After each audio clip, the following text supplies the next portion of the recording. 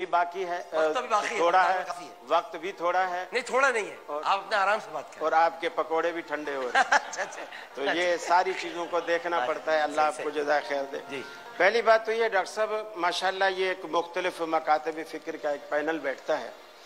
जो मसला जो सवाल आपने उठाया सैयदा फातिमा ज़हरा रज़ी अल्लाह ताला अन्हा की फजीलत का, शान का, मकाम का, मर्तबे का, उसमें मैं समझता हूँ किसी भी मुसलमान को ना कोई इख्तलाफ है नहीं, और ना किसी मुसलमान को कोई कदगन है। बिल्कुल। और जो इस किस्म की मैं समझता हूँ दिल में नफरत रखता है, हम उसको मुसलमानों में शुमार ही नहीं। वाह वाह वाह वाह, भाई क्या कहना है, भाई क्या कहना है, भाई क्या कहना है। अब बात अगर सैयदा फातिमा ज़हरा का अगर वो त्यौहार है, वो दिन है, अगर वहीं तक बात रहे तो खूबसूरत बात है, सुभान अल्लाह। जी जी। लेकिन अब वो मिंबरों पे चढ़ के हजरत अली को भी लोग लानते कर रहे हैं। कौन लानते कर रहे हैं? पहली बात यह है कि हम उस बंदे को भी खुद मलऊन समझते हैं जो सैयदना अली और मुर्तजा को लानते देता था या देता है। वाह वाह वाह वाह वाह। और उस बंदे को भी मलऊन समझते हैं जो सहाबाए किराम में से सैयदना मुआविया, सैयदना अबू बकर सिद्दीक, सैयदना उमर, सैयदना उस्मान किसी पर लानते करता था या करता है, वो भी मलऊन। हम सहाबाए किराम में से किसी की शान में गुस्ताखी करने को इस्लाम नहीं समझते। सही बात, बिल्कुल। पहली बात तो ये समझ लेनी चाहिए। और इस प्लेटफॉर्म से हमारा ऐसा मुस्बत पैगाम जाना चाहिए जो लोगों के दिलों में नफरत डालने की बजाय मोहब्बत पैदा करे। सही। बजाय इसके कि हम जलती पर तेल छीड़ के हमें उस पर पानी डालना चाहिए। बिल्कुल सही। और वैसे भी कोरोना का मामला है तो शायद कोई आदमी ये सोच के बात कर रहा हो कि किसी डॉक्टर ने कहा कि गर्मी से कोरोना मरता है तो इसलिए महफिल को गर्म किया जाए ताकि मरे। लेकिन उसमें ह्यूमिडिटी भी साथ चाहिए। आप देखिए सैयदा फातिमा ज़हरा रज़ी अल्लाह ताला अन्हा के लिए मैं समझता हूँ इतनी बात भी काफी थी कि वो रसूल अकरम सल्लल्लाहु अलैहि वसल्लम की साहिबजादी है और आपकी लाडली है, सैयदना अली और मुर्तजा की घरवाली है। बिल्कुल। हजरत हसनैन रज़ी अल्लाह ताला अन्हुमा की वालदा माजदा है। बिल्कुल। ये सारी फजीलतें फिर जन्नती खवातीन की सरदार।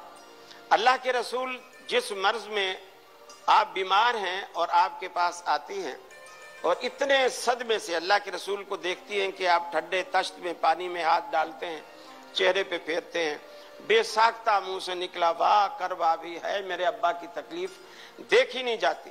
रसूल बुखारी के अल्फाज है, रसूलुल्लाह सल्लल्लाहु अलैहि वसल्लम ने फरमाया ला करब बादल यौम, ऐ बेटी आज के बाद तेरे अब्बा को कोई तकलीफ नहीं होगी। सही। आज तेरे अब्बा की तकलीफ का आखिरी दिन है। आपने करीब बुलाया, सैयदा फातिमा ज़हरा से कान में कुछ कहा, हालांकि और भी वहां थे लेकिन आपने सैयदा फातिमा को बुलाया, कान में कुछ कहा, आप रोने लगी। फिर जब आपने देखा कि मेरी बेटी तो दुखी हो गई है, आपने फिर दोबारा बुलाया, फिर आपने कुछ कान में कहा और आप हंसने लगे। गोया आप आखिर वक्त भी जब दुनिया से आखिरत की तरफ रवाना है अपनी बेटी को हंसा के। हाय हाय हाय हाय हाय हाय। ये मैसेज था पूरी दुनिया के लिए कि मेरी बेटी को कभी रुलाना। एक बात। दूसरी बात, हालांकि उस बात का इससे कोई ताल्लुक नहीं है और वो हजरत फातिमा ज़हरा की शान है, फजीलत है और उसमें हजरत अली की भी फजीलत है कि जिसमें अल्लाह के रसूल ने फरमाया कि बल्कि हजरत फातिमा ज़हरा खुद शिकायत करने गई, अल्लाह के रसूल आपने अपने भाई के बारे में सुना वो दूसरी शादी कर रहे हैं। आप उठे और आप जैसे उठे, हदीस में आता है आपने जो चादर डाली कंधे पे, वो आपको इतना सदमा था कि उसको संभाल भी नहीं पाए, जमीन पर पीछे घिसकती भी जा रही है और आप वहां पहुंचे। आपने फरमाया अली मैंने ऐसा ऐसा सुना है, याद रख ले, अभी उससे कुछ सुन ही नहीं रहे, याद रख अदुवुल्लाह की बेटी और रसूलुल्लाह की बेटी एक शख्स के निकाह में जमा नहीं हो सकते। हजरत अली ने कहा आमन्ना व सदकना। ये हजरत अली का ईमान था कि अल्लाह के रसूल ने जिस चीज से मना किया, अगरचे वो चीज जायज थी, आपने मना किया, हालांकि दूसरा निकाह मना नहीं था। उनका कहने का मकसद ये था कि एक मिनट, मेरा कहने का मकसद ये है, इसमें हजरत अली की शान है कि हजरत रसूल अकरम का जैसे फरमान सुना, अपनी बात अपना फैसला सारा छोड़ दिया, रसूलुल्लाह के फैसले को ऊंचा किया।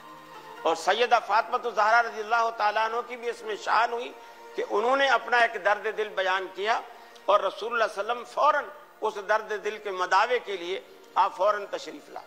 फिर अल्लाह के रसूल का फरमान ये है, दोपहर के वक्त, जिसे अब अमूमन अरब उस टाइम पे कैलूला किया करते थे, आपने इशा के बाद और कैलूले के वक्त किसी भी शख्स को किसी के घर में जाने से मना फरमाया। ये एक आदाब है यानी मुलाकात की। रसूलुल्लाह सल्लल्लाहु अलैहि वसल्लम खुद अक्सर कैलूले के वक्त में अपनी बेटी फातिमा ज़हरा रज़ियल्लाहु ताला अन्हा के घर में तशरीफ लाते थे। यानी उस उसूल से हटकर आप ये भी था कि मेरी बेटी से मुझे मोहब्बत है, और ये भी कि आप अपनी बेटी के घर में अक्सर आना मोहब्बत का सबूत भी है, दामाद से मोहब्बत का सबूत भी है, और दोनों को आप खुश भी देखना चाहते हैं। और आप एक मौके पर आप आए और आपने देखा आज अली कैलूले के वक्त घर में नहीं। आपने फातिमा से पूछा। अब देखिए वो कितने सलीके वाली थी कि घर में बहुत सारी बातें हो जाती हैं। आज बाप पूछ रहा है कि बेटी अली घर में क्यों है? कहा अल्लाह के हबीब अभी कुछ किसी बात पे मुझसे नाराज हो गए तो वो घर में नहीं रहे। आपने बिलाल को भेजा, देखो मस्जिद में देख के आए कि हजरत अली आराम फरमा रहे। आपने बेटी से एक लफ्ज नहीं पूछा, ये नहीं कुरेदा गलती तुम्हारी थी या सैयदना अली अल मुर्तजा की थी, आपने नहीं पूछा। ये घर बसाने वाली हस्तियां थी, एक लफ्ज नहीं पूछा। फिर मस्जिद तशरीफ ले गए, हजरत अली लेटे हुए हैं, पहलू के एक हिस्से पर मिट्टी लगी हुई है। आपने फरमाया कुम या अबू तुराब, मट्टी वाले उठो। हजरत अली की आंख खुली और बू तुराब आपके मुंह मुबारक से सुना, इतना पसंद आया कि उन्होंने हमेशा के लिए अपने नाम के साथ ही इस कुनियत को लगा लिया, बू तुराब ही बना लिया। आप हजरत अली को लाए, दामाद को घर में हाथ पकड़ के लाए। मैं आज सारी बेटियों वालों को ये मैसेज देना चाहता हूं जो कहते हैं हमारी नाक इतनी ऊंची है, हम बेटी वाले हैं, दामाद रूठ के गया है, अब वो इधर आएगा, दहलीज पे नाक रगड़ेगा, मिन्नतें करेगा, फिर हम सोचेंगे, फैसला करेंगे। ये बेटियों का घर बर्बाद करने वाले होते हैं। अल्लाह के हबीब जो बेटी का घर बसाना चाहते भी थे और बसाना जानते भी थे, अपने दामाद का हाथ पकड़ा और रसूलुल्लाह सल्लल्लाहु अलैहि वसल्लम के खानदान जैसा कोई खानदान हम दुनिया में मिसाल ही पेश नहीं कर सकते। आपकी नाक से ऊंची नाक किसकी हो सकती है? आप हजरत अली का हाथ पकड़ के घर लाते हैं। दोनों में से किसी से नहीं पूछा कसूर किसका था, बात क्या थी, कुरेदा नहीं। ये सारी शान सैयदा फातिमा ज़हरा रज़ियल्लाहु ताला ने भी नहीं कोई बात निकाली, हजरत अली ने भी नहीं कोई बात निकाली। मेरा कहने का मकसद यह है कि एक की फजीलत बयान करते हुए हमें, जैसा कि फजल सुभान साहब ने कहा, दूसरे की तनकीस की तरफ नहीं जाना चाहिए। देखिए नबी रहमत सल्लल्लाहु अलैहि वसल्लम ने फरमाया ऐशा को ऐसी फजीलत हासिल है तमाम अरब की औरतों पर, जैसे अरब में सबसे मरगूब खाना था सरीद, जैसे उसको ऐसे फरमाया। और इसी तरह साहबा ने पूछा रसूलल्लाह आपको लोगों में सबसे ज्यादा कौन पसंद है? आपने झट से कहा ऐशा। उन्होंने कहा नहीं या रसूलल्लाह हमारी मुराद मर्दों में से थी। आपने फरमाया ऐशा के बाप से। तो जैसे आपने इब्तदा में अपने इंट्रो में कहा ना कि हमें ये नहीं कि जैसे सैयद शुहदा, अब उसका जिक्र होता है तो भाई लोग हजरत अली हुसैन की शहादत को भूल जाते हैं, या हजरत हुसैन की शहादत का जिक्र आता है तो हम दोनों को मानते हैं। हम कहते हैं दोनों सैयद शुहदा हैं, दोनों के साथ जुल्म हुआ है, दोनों के साथ ज्यादती हुई है, जो नहीं होनी चाहिए थी, ये सब है। लेकिन जब हजरत अली की फजीलत बयान की जा रही है तो अल्लाह के रसूल ने यह भी तो फरमाया है मर्दों में सबसे ज्यादा महबूब मुझे अबू बकर है, ये भी फजीलत बयान होनी चाहिए।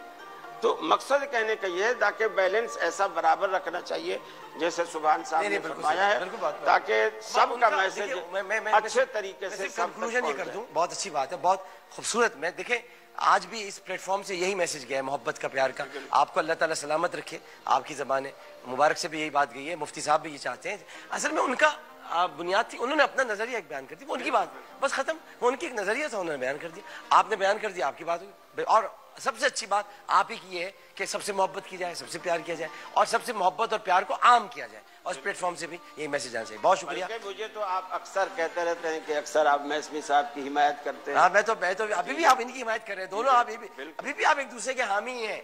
बहुत जबरदस्त किस्म के। हाँ, बल्कि कुरैशी साहब से कभी कभी हो जाती है, लेकिन मेसवी साहब से तो नहीं। बस वो मेसवी साहब ने अपना अकीदा बयान कर दिया, अच्छा हो गया, ताकि एक बात क्लियर होगी। एक वक्फा लेते हैं नाज़रीन मोहतरम, उसके बाद कराची और उसके मज़ाफ़ात में अज़ान मगरिब का वक्त हो जाएगा। बहुत खूबसूरत आज की महफिल रही। हज़रत फ़ातिमा ज़हरा की फजीलत बयान हुई, हज़रत अली का जिक्र हुआ, रसूल पाक का आपने क्या खूबसूरत बयान फरमाया, आपने क्या अच्छे अंदाज में घर बसाने की बातें की हैं, माशाअल्लाह माशाअल्लाह। एक वक्फा लेते हैं, वक्फे के बाद हाजिर होंगे। अस्सलाम वालेकुम व रहमतुल्लाह।